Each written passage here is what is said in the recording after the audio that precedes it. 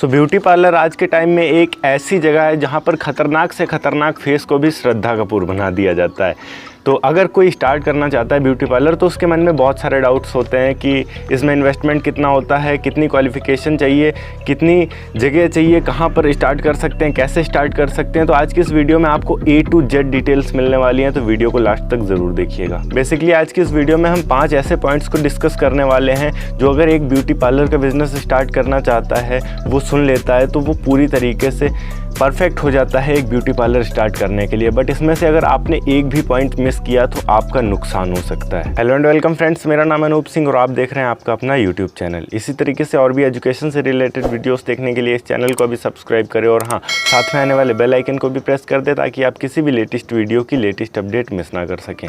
So let's get started. So point number 1, select the best location. अब ये best location क्या है? तो बेस्ट लोकेशन बेसिकली मैं सीधी बात अगर बोलूँ तो अगर आप एक ऐसे एरिया में शॉप खोलते हो जहाँ पर महिलाएं बहुत कम आती जाती हैं या फिर वहाँ पर ज़्यादा किसी को ब्यूटी पार्लर का शौक़ नहीं होता है, ट्रेंड नहीं होता है, तो मैं ये बिल्कुल भी नहीं कहूँगा कि वहाँ पर आपका ब्यूटी पार्लर चल जाएगा, क्योंकि ये एक ऐसे जगह पर चलेगा जहाँ पर लोग खुद के ऊपर इन्वेस्ट कर सकें और खुद की केयर कर सकें, ऐसी जगह। और ऐसी जगह मैं अगर बोलूँ तो गाँव में बहुत ही कम चांसेस रहते हैं, क्योंकि गांव में एक तो इनकम के साधन इतने ज़्यादा नहीं होते हैं, ऊपर से कोई जागरूक नहीं होता है ब्यूटी पार्लर वगैरह को लेकर। वहाँ पर नेचुरली जो है वही उनको सही लगता है। अब ये बात मैं किसी को टारगेट करके नहीं बोल रहा हूँ, मैं खुद एक गांव से बिलोंग करता हूँ, इसलिए मेरे को अच्छी तरीके से पता है कि गाँव में कैसा नेचर होता है, कैसा नहीं होता है। तो अगर कोई गाँव में ब्यूटी पार्लर स्टार्ट करता है तो भूल जाइए भाई कि आपका ब्यूटी पार्लर एक परफेक्ट तरीके से रन कर पाएगा। वहीं इसके अपोजिट अगर हम कोई ऐसे एरिया की बात करें जहाँ पर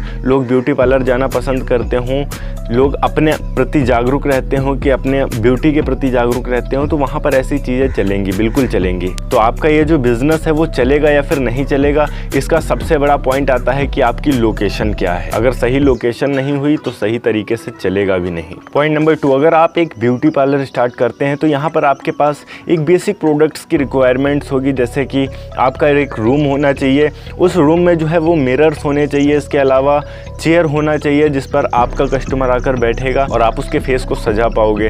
वैसे ही कुछ चीज़ें होती हैं जैसे कॉस्मेटिक प्रोडक्ट्स वगैरह, तो अगर आप एक ब्यूटिशियन होंगे तो आपको वैसे भी सारे प्रोडक्ट्स के नाम रटे हुए रहेंगे। शुरुआत में आप मेन प्रोडक्ट्स रख सकते हैं, बाद में इसे धीरे धीरे बढ़ा भी सकते हैं। पॉइंट नंबर 3 एंड बहुत ही ज़्यादा इंपॉर्टेंट चीज़ कि आपको ब्यूटी पार्लर का काम आना चाहिए, तभी आप ब्यूटी पार्लर को स्टार्ट कर पाएंगे। अगर पहले से आता है फिर तो कोई बात नहीं, अगर नहीं आता है तो आपको सीखना पड़ेगा। अब चाहे तो आप किसी ब्यूटी पार्लर पर जाकर किसी के असिस्टेंट बन के सीख सकते हैं, या फिर आप अलग से ब्यूटिशियन का कोर्स भी कर सकते हैं। मार्केट में बहुत सारी ऐसी इंस्टीट्यूट्स हैं जो आपको ये सिखाती हैं। चाहे तो आप प्रधानमंत्री स्वरोजगार योजना जो चलता है, कौशल विकास योजना जो चलता है, वहाँ पर जाकर आप ब्यूटी पार्लर का कोर्स कर सकते हैं, या फिर कई सारी जो प्राइवेट इंस्टीट्यूट्स हैं वहाँ पर जाकर आप ये कोर्स कर सकते हैं।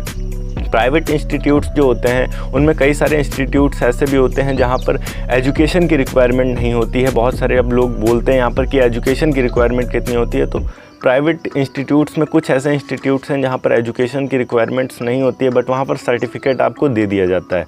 बट कुछ ऐसे इंस्टीट्यूट्स होते हैं जहाँ पर मिनिमम हाई स्कूल होता है और मैक्सिमम इंटर होता है, या फिर आप ग्रेजुएट हों, जितना भी हो सकता है। बट अगर किसी गवर्नमेंट संस्था में जाते हैं जैसे कौशल विकास, प्रधानमंत्री कौशल विकास या मुख्यमंत्री कौशल विकास, तो ऐसी जगहों पर आपका हाई स्कूल से इंटर तक पास होना इम्पॉर्टेंट है। और यहाँ पर क्या होता है कि आपकी एज लिमिट 18 साल अप्रॉक्स होनी चाहिए। बट अगर आप किसी प्राइवेट इंस्टीट्यूट में जाते हो तो वहाँ पर एज लिमिट 15 से 16 भी चल जाती है। तो अगर आपको नहीं पता है कि आपके एरिया में कहाँ पर आपको ब्यूटिशियन का कोर्स सीखने को मिल सकता है, तो आप गूगल पर सर्च कर सकते हो beauty parlour course near me. आपको बहुत सारे ऑप्शन मिल जाएंगे जिनमें से आप कोई भी सिलेक्ट कर सकते हो। सो फाइनली हम बात करते हैं कि इसमें इन्वेस्टमेंट कितना होगा और वो इन्वेस्टमेंट आप कहाँ से कर सकते हैं। तो देखिए, इन्वेस्टमेंट की अगर बात करें तो आप नॉर्मल अगर स्टार्ट करते हैं शुरुआत में, तो अगर आपके पास ज़मीन है और रूम है आपका, या फिर आप कहीं किराए पर ले लेते हैं, तो स्टार्ट करने का सिर्फ अगर हम बोलें तो तो उसमें आपका मिरर होगा, चेयर होगा या नॉर्मल जितने प्रोडक्ट्स होते हैं वो सारे प्रोडक्ट्स होंगे। वो सारे प्रोडक्ट्स को ले देकर आपका 40 से 50 हज़ार तक का खर्च आ सकता है स्टार्टिंग में, अगर आप नॉर्मल स्टार्ट करते हैं। बट अगर आप प्रोफेशनल स्टार्ट करते हैं तो फिर उसमें आप 2 लाख 3 लाख 4 लाख जितना इन्वेस्टमेंट कर सकते हैं उतना कर सकते हैं, वो आपके ऊपर डिपेंड करता है। बट यहाँ पर अगर हम मिनिमम बात करें तो मिनिमम आपका 40 से 50 हज़ार रहेगा। तो यहाँ पर आपको गवर्नमेंट द्वारा बहुत सारी स्कीम चलाई जाती हैं जो आत्मनिर्भर बनाने के लिए भारत के युवाओं को चलाई गई हैं। उनमें से किसी को भी यूज़ कर सकते हो और उसके थ्रू आप लोन ले सकते हो। लोन अप्लाई करके आप स्टार्ट कर सकते हो अपना काम और उससे उसके जितने भी EMI है वो आप भर सकते हो। एंड एक बार अगर आपका ये बिज़नेस कहीं पर सेट हो जाता है तो फिर आपको बाद में कोई ज़रूरत ही नहीं पड़ेगी लोन लेने की, बट एक बार तो आपको लेना ही पड़ेगा।